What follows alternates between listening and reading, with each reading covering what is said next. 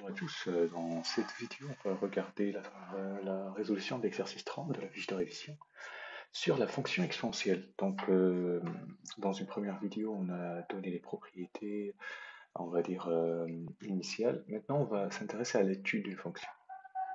Donc, dans cet exercice, on va vous donner deux fonctions f et g, qui sont définies dérivables sur r.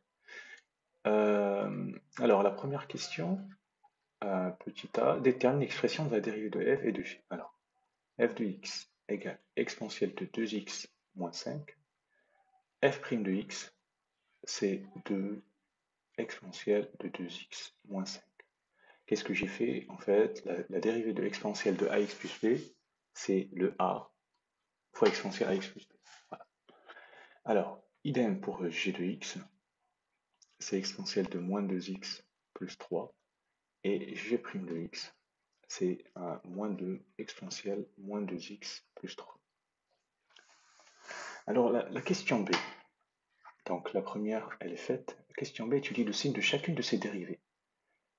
Alors ici c'est un f, non c'est un g, pardon. Alors,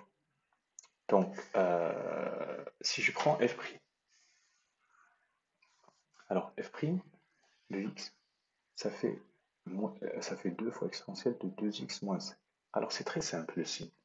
G2, c'est un nom positif, multiplié par exponentielle de quelque chose. On sait que l'exponentielle de quelque chose, c'est toujours un nom positif. Donc ça, c'est strictement positif. Voilà. Car, quel que soit x dans R, exponentielle de 2x moins 5, c'est un nombre strictement positif. Et 2 est un nombre positif. Faisons la même chose pour G'. Ça fait moins 2 exponentielle de moins 2x plus 3. Et donc cette fois, c'est négatif, car moins 2 est un nombre négatif, et quel que soit x dans R, on a exponentielle moins 2x plus 3 est un nombre positif. Un nombre positif fois un nombre négatif, ça fait un nombre négatif. Voilà. Négatif, positif. Ok. Alors, maintenant, la question B est faite. La question C maintenant. On délire les variations de f et de g.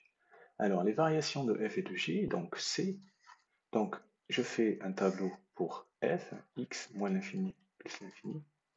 F' de x, on a vu, elle était positive. Donc f, c'est une fonction strictement croissante. On fait pour g, x moins l'infini plus l'infini. Donc j'ai g' de x.